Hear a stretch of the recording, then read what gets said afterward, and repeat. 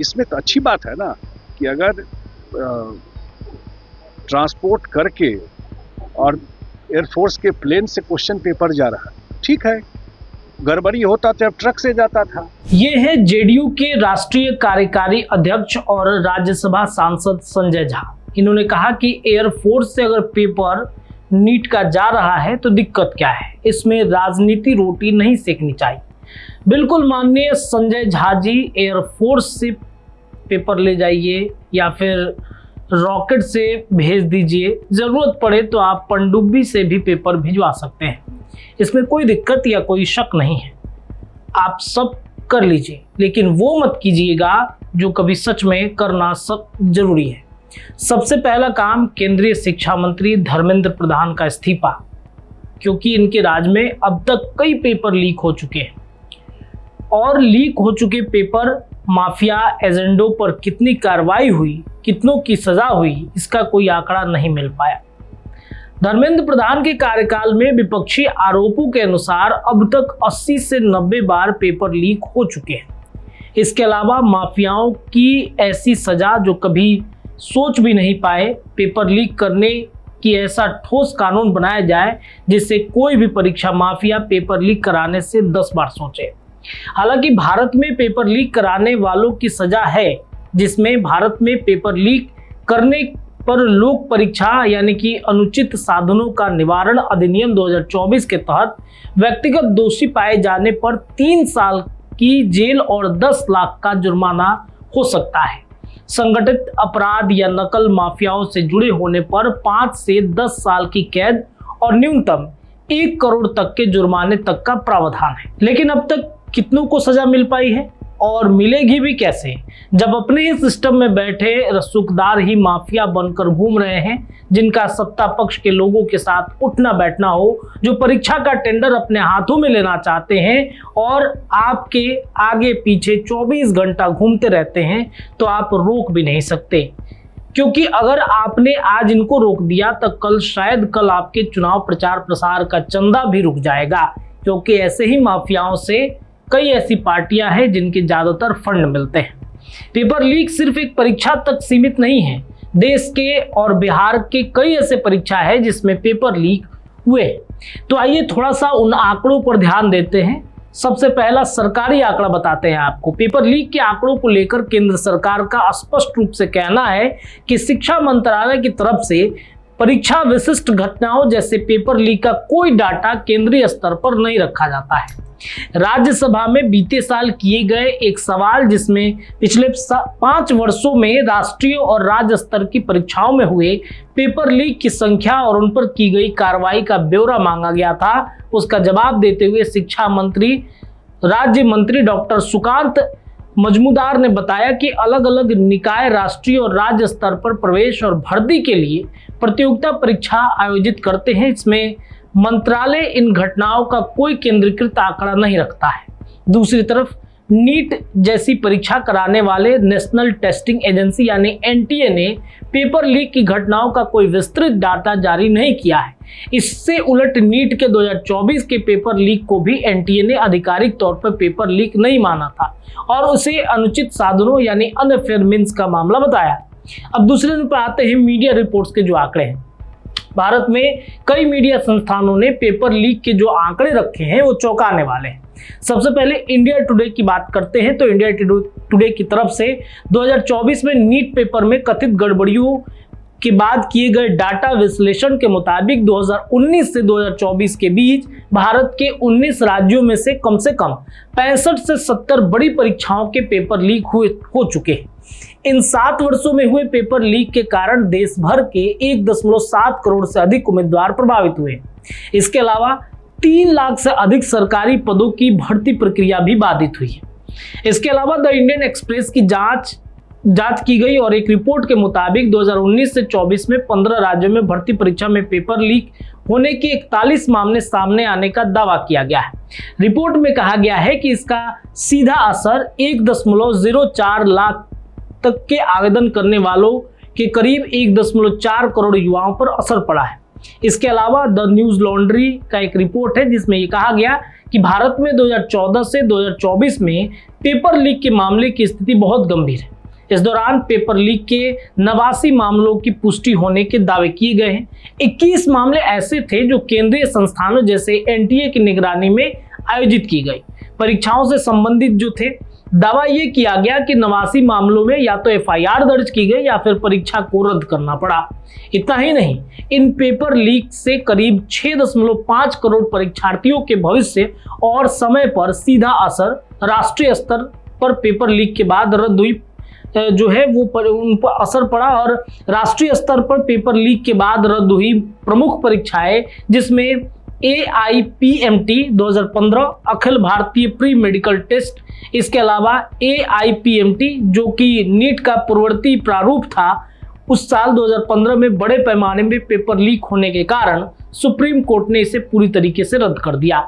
CBSE board 2018 की परीक्षा जिसके पेपर लीक होने के कारण CBSE को कक्षा 12 के अर्थशास्त्र और कक्षा 10 के गणित की परीक्षा को रद्द करना पड़ा था और उसको दोबारा आयोजित करानी पड़ी थी।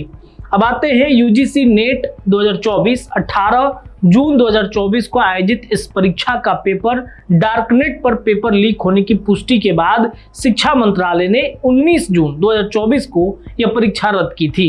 इसके अलावा अन्य की बातचीत करें तो 2021 में भारतीय सेना की कॉमन एंट्रेंस परीक्षा नीट UG 2021, JEE मेंस 2021 और 2023 में CET में भी पेपर लीक के मामले देखे गए। इसके अलावा SSC CGL 2017 की परीक्षा में भी पेपर लीक के आरोप और बड़े विरोध प्रदर्शन के कारण विवाद हुआ था। अब आते हैं राज्य स्तर पर पेपर लीक के बाद रद्द हुई कुछ प्रमुख परीक्षाएं जिसमें उत्तर प्रदेश 2024 में यूपी पुलिस कांस्टेबल भर्ती परीक्षा जिसमें 48 लाख अभ्यर्थी शामिल हुए थे और UPSC ARO परीक्षा पेपर लीक रद्द के कारण रद्द कर दी गई थी। इससे पहले 2021 में UPTET परीक्षा भी लीक के कारण रद्द हुई थी। बात करते हैं राजस्थान की तो 2021 में शिक्षकों की भर्ती के लिए हुए रीट परीक्षा को बड़े स्तर पर लीक के कारण रद्द कर दिया गया था जिससे 12.67 लाख अभ्यर्थी प्रभावित हुए थे। दिसंबर 2022 में वरिष्ठ सरकारी स्कूल शिक्षक यानी कि RPSC की सामान्य ज्ञान परीक्षा भी लीक के कारण रद्द हुई थी। बात करते हैं बिहार की। 2022 में आयोजित 67वीं BPSC संयुक्त प्रारंभिक परीक्षा का प्रश्न पत्र सोशल मीडिया पर वायरल होने के बाद रद्द किया गया था। इसके अलावा बिहार में ऐसे कई परीक्षाएं हैं। 70वीं BPSC भी इसी तरीके के लीक का सामना करना पड़ा था। बात अब तेलंगाना की करते हैं जिसमें 503 पदों के लिए अक्टूबर 2022 में हुई TSPSC ग्रुप 1 प्रारंभिक परीक्षा पेपर लीक के कारण मार्च 2023 में रद्द कर दी गई। इसके बाद जून 2023 में कराई गई पुनर्परीक्षा भी अनियमितताओं के आरोप के कारण रद्द करनी पड़ी थी। इसके अलावा जनवरी फरवरी 2023 में आयोजित अकाउंटेंट्स ऑफिसर और AEE की परीक्षा भी रद्द हुई। असम मार्च 2025 में कई केंद्रों से लीक की रिपोर्ट के बाद कक्षा 11वीं की बोर्ड परीक्षा को रद्द करनी पड़ी। इससे पहले सितंबर 2020 में असम पुलिस सब इंस्पेक्टर की परीक्षा शुरू होने के कुछ ही मिनट के बाद व्हाट्सएप पर पेपर लीक होने के बाद रद्द हो गई थी। बात उत्तराखंड की करते हैं। यहाँ पर UKSSC का स्नातक स्तर की भर्ती परीक्षा पेपर लीक के कारण रद्द कर दी गई। झारखंड में 20 फरवरी 2025 को निर्धारित झारखंड बोर्ड कक्षा 10वीं की हिंदी और विज्ञान की परीक्षाएं प्रश्न पत्र सोशल मीडिया पर लीक होने के कारण रद्द हुई थी। उड़ीसा में 2025 में परीक्षा से कुछ घंटे पहले पेपर लीक होने के कारण ANM यानी एक्जिलरी नर्स मिडवाइफरी परीक्षा रद्द कर दी गई थी। इसके अलावा अक्टूबर में आयोजित होने वाली पुलिस SI भर्ती परीक्षा भी लीक की वजह से रद्द कर दी गई। हरियाणा का मामला है। जनवरी 2023 में पशु चिकित्सा सर्जन परीक्षा पेपर लीक के कारण आशंका पर 2025 में सहायक प्रोफेसर हिंदी की परीक्षा पेपर लीक व सुरक्षा खामियों के कारण रद्द कर दी गई। गुजरात की बातचीत करते हैं। नवंबर 2019 में लगभग 4000 पदों के लिए हुई क्लर्क और ऑफिस असिस्टेंट भर्ती परीक्षा को रद्द कर दिया गया जिसमें लगभग 6 लाख उम्मीदवार थे। पेपर लीक पर कानूनी तौर पर किस तरह की कार्रवाई के प्रावधान है, ये भी जान लेना जरूरी है। तो भारत में पेपर लीक और परीक्षाओं में धांधली को रोकने के लिए केंद्र सरकार ने 2024 में नीट, यूजी और अन्य परीक्षाओं पर सवाल उठाने के बाद एक नया और सख्त कानून लाया था, जिसमें सार्वजनिक परीक्षा अनुचित साधन निवारण अधिनियम 2024 में कहा जाता है कि ये कानून 21 जून 2024 से देश भर में प्रभावी हो चुका है। इस कानून के तहत पेपर कानूनी कार्रवाई और सजा के प्रावधान रखे गए थे। इसके कानून के तहत दर्ज किए गए सभी आरोप संज्ञेय गैर जमानती रखे गए। इसका मतलब यह है कि पुलिस आरोपी को बिना वारंट के गिरफ्तार कर सकती है। आरोपी को सीधे तौर पर पुलिस की जमानत का अधिकार नहीं होगा और जमानत देना या ना देना मजिस्ट्रेट तय करेगा। इसके अलावा पक्षों के बीच समझौता के आधार पर केस वापस नहीं लिया जा सकता है। तो इस तरीके से परीक्षा में अनुचित अनफेयर मीम्स का इस्तेमाल करने वाले, जैसे पेपर या आंसर की लीक करने वाले, OMR सीट से छेड़छाड़ करने वाले, अवैध रूप से पेपर हासिल करने वाले या कंप्यूटर नेटवर्क हैक करने वाले किसी भी व्यक्ति को 3 से 5 साल की जेल और 10 लाख रुपए तक का जुर्माना प्रावधान कराया गया है। जुर्माना न चुकाने की स्थिति में भारतीय न्याय संहिता 2023 BNS 2023 के तहत जेल की अवधि और बढ़ाई जा सकती है। इसके अलावा पेपर लीक जैसी घटना को अगर कोई संगठित गिरोह, शिक्षा माफिया, व्यक्तियों का समूह मिलकर आर्थिक लाभ के लिए पेपर लीक को अंजाम देता है, तो ऐसे मामले में 5 से 10 साल की सजा, जेल और कम से कम 1 करोड़ रुपए की जुर्माना की जो राशि, जो सजा है, वो प्रावधान की गई है। इसके अलावा परीक्षा आयोजित करने में मदद करने वाले निजी कंपनियों जैसे कंप्यूटर रिसोर्स प्रोडक्शन या प्रिंटिंग प्रेस जैसे संस्थाओं को अगर पेपर लीक या किसी गलत तरीके से जुड़ा पाया जाता है तो उस पर 1 करोड़ रुपए का जुर्माना लगाया जा सकता है। इसके अलावा परीक्षा दोबारा कराने का पूरा खर्च भी उसी सर्विस प्रोवाइडर से वसूला जाएगा और उन पर 4 साल तक का प्रतिबंध भी लगाया जा सकता है। इस अधिनियम में परीक्षा देने वाले छात्रों, उम्मीदवारों को आपराधिक कार्रवाई के दायरे से बाहर रखा गया है। उचित साधनों का उपयोग करते पकड़े जाने पर उम्मीदवारों के खिलाफ संबंधित परीक्षा प्राधिकरण जैसे NTA, UPSC आदि के प्रशासनिक नियमों के तहत ही कार्रवाई की जाएगी। यह सजा कुछ वर्षों के लिए परीक्षा देने से प्रतिबंधित करने को लेकर जुर्माने तक की हो सकती है। यह कानून UPSC, SSC, रेलवे भर्ती, RRB, बैंकिंग, कार्मिक चयन संस्था और नेशनल टेस्टिंग एजेंसी NTA की ओर से आयोजित की जाने वाली सभी केंद्रीय परीक्षाओं पर लागू होता है। इसके अलावा केंद्र सरकार के स्तर की परीक्षा पर भी यह कानून लागू होता है, हालांकि राज्य स्तरीय परीक्षा इसके दायरे से बाहर है। तो इस तरीके से बिहार और देश भर के तमाम अलग अलग जगहों पर जो पेपर लीक की घटनाएं सामने हुई है उसका जिक्र मैंने किया।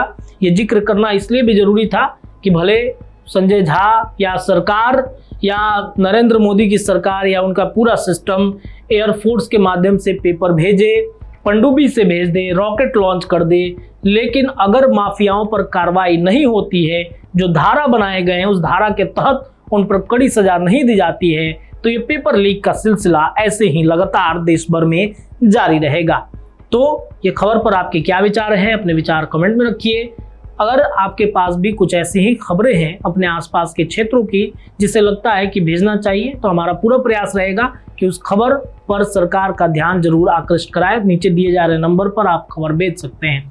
फिलहाल के लिए इतना ही, बहुत बहुत शुक्रिया। वीडियो पसंद आए तो इसे लाइक और ज्यादा से ज्यादा शेयर करें। हमारे चैनल को सब्सक्राइब करना न भूलें ताकि आपको हर जरूरी खबर सबसे पहले मिल सके। अगर आप किसी खास विषय या मुद्दे पर वीडियो देखना चाहते हैं तो कमेंट करके जरूर बताएं।